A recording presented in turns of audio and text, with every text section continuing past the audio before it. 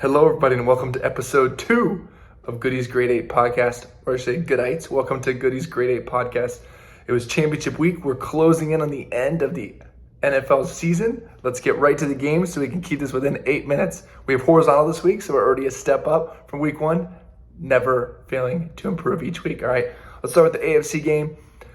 Absolutely jaw-dropping performance from the Ravens. I could not believe the fact that they just didn't show up like that. I really believed that Baltimore, this was their year. They were the better team, the better roster, an amazing defense. The way they dominated great teams all year, it was just insane to watch. Lamar played so well. He's going to be the MVP.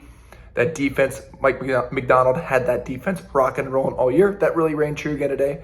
And the Chiefs offense is kind of sputtering. They had 2 better weeks against the Dolphins, against the Bills, but was that because they were down players in a negative 27 degrees, or the offense already played better? Well, the Chiefs came out hot, really showed that they were there. Amazing throw by Mahomes to Kelce on that first drive, and then completing all those third downs, starting 11-11 for the game. Amazing by Mahomes. And Lamar just didn't show up there in the game. I mean, Spagnuolo for the defense really had a huge game plan for the Kansas City defensive coordinator, calling on that defense. He trusts his corners, Snead, as well as McDuffie and the rest of them, to cover all those receivers for the Ravens, contain the weapons, while they could rush the passer and blitz. Lamar struggled against the blitz notoriously. He made the adjustment last week in the second half against D'Amico Ryan's Texans, but they're just not as talented as his Chiefs defense is, and it really showed up.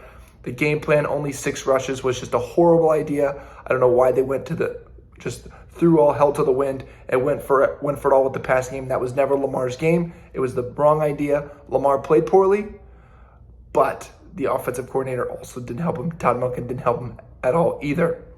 Mahomes, he's inevitable, unbelievable to see him come back. He started early, managed the game in the second half. Very, very impressive from him. On the NFC side, the Lions jumped out to a huge lead. We talked about it last week. They needed to get ahead early. They needed to put points on the board. Did I think their defense would step up that much in the first half? I did not. They held strong early on. Unfortunately, it wasn't enough.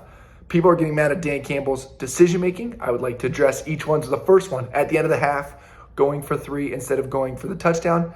Part of the pro of going for it down in the other person's end zone, in the goal line, inside the 3 is the poor field position for the other team afterwards. The fact that you don't get that at the end of the half, you need to kick the field goal, grab the point so all momentum doesn't swing. Remember in 2021, the Chiefs went for the touchdown to end with Tyreek Hill. The Bengals stopped them and then came back. There's your Bengals top and get thrown in for the day. But that's how it ended. Then when the new half started, the Niners went down, drove down. The Lions drove, 4th and 3. They had a good opportunity. Reynolds dropped the pass. What do you do? Then the next time it came up later when the Niners had come all the way back and they were down 3, they need to kick that field goal to tie the game. You have to be able to tie the game in that scenario, especially on the road. I know they don't trust Badgley, but it was the right time to do it. And then at the end of that timeout on 3rd and goal after running the football, just a horrible plan. You're never going to win the game if you don't have 3 timeouts going on that defense because you can't recover an onside kick these days. Just not what you're looking for. The Niners really played a poor first half. They got dominated, pushed around everywhere the Lions wanted to go. The Niners just let them do it. No real push against them. And then you just see Purdy stepped up in the second half, showed lots of moxie, came back after a bad first half, made the plays needed. Nick Bosa really stepped up as well. Christian McCaffrey, there's not really much else to say besides he's the best running back in the league right now and probably one of the best weapons out there. And it's going to be a good Super Bowl with the Niners and the Ravens. I'm interested to see. I'm still not a huge believer in Brock Purdy and see how well he can do here when he has to play another good talent and this defense isn't as strong. They're going to have to compete with this Chiefs offense, I think Andy Reid's going to create a good game plan, but we have plenty of time to talk about that. In other news this week, let's get to some hirings. The first one, the Falcons hired Raheem Morris. He used to be in the building. All that they heard were praise from guys like Kyle Shanahan and Sean McVay. It's always something special when those other coaches are able to praise you coming in. Surprising that Bill Belichick didn't get this job.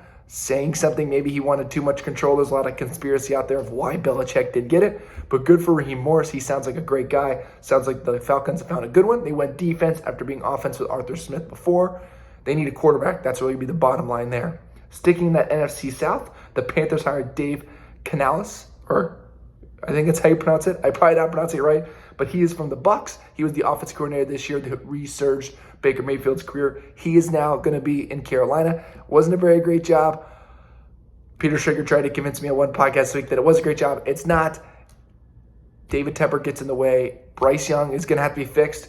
The good thing is this new coach has helped Baker Mayfield had a great year. He helped Geno Smith with the Seahawks last year, as well as helped Russell Wilson in the past resurge their career. So the hope is that he can maybe keep it up. Be interested to see if he can resurge Bryce Young. They need some more weapons there. It's not going to be a one-year fix, so hopefully they can believe a little more in the long game and can get some help there on the defensive side. I think a good offensive coach with a really strong veteran defensive coordinator can help him out. Other news, the Philadelphia Eagles have new coordinators. Vic Fangio, as well as Kellen Moore, is back in the NFC East. The Vic Fangio hire, he was with the team when they went to the Super Bowl. He was a consultant along with the DC, Jonathan Gannon, who is now in Arizona. I think it's a great pickup. I'm shocked the Dolphins ditched him. It's a great sign for them to have him back. I think he's going to help that defense out a lot. He has a very complex scheme. The Broncos, when he was the head coach there, they always had a good defense. That was never the problem. And then the Dolphins were better on defense than they have been in the past. They just had lots of injuries at the end of the year, which made it hard. Kellen Moore coming back. You got to assume he just got a little bit of the Charger fever down there in LA last year. He was a good guy all those years in Dallas. I know Dallas has successful year on offense without him this year, but Kellen Moore has been able to call successful plays in the past, and you have to think that having experience as a play caller compared to what they have had before this past year with Johnson, it just, you got to hope it's going to be better. I'm nervous about Nick Sirianni. It sounds like this is just him not even having real control. They brought in two big personalities to take over, and I think the writing is really on the wall for him, and he's not set up to succeed this year, even with the good coordinators. I guess something happened in LA this week. Jim Harbaugh got hired, probably the biggest hire of the week, to LA. It's huge for them that they made a big change. He said he was starstruck meeting Justin Herbert this week. Super cool for LA. He's already on billboards out here.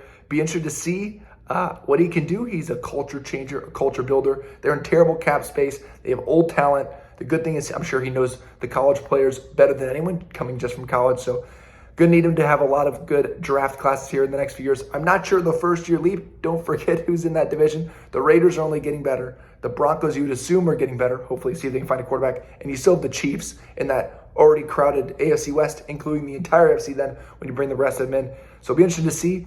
I'm not a believer quite yet. I think he could be running out of his lucky charm, but we will see. That could be my hot take to have early on.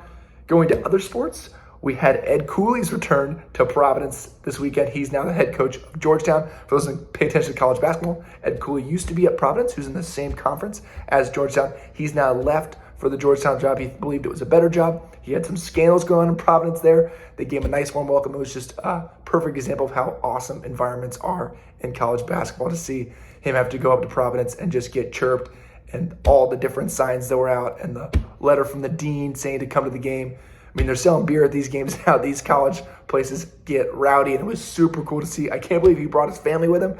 Apparently, he might have had a mistress while there. It was just awesome to see. Super cool for Providence.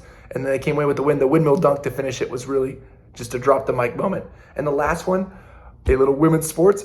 Tara Vanderveer from Stanford. She took over the all-time wins record for college basketball, passing Coach K. Unbelievable. She's been with Stanford since, I believe, 1996. She's also won a gold medal coaching the women's team only once. See, Coach K would be selfish. Coached many years. Shout out, pardon my taking Big Cat. She only coached it once and won.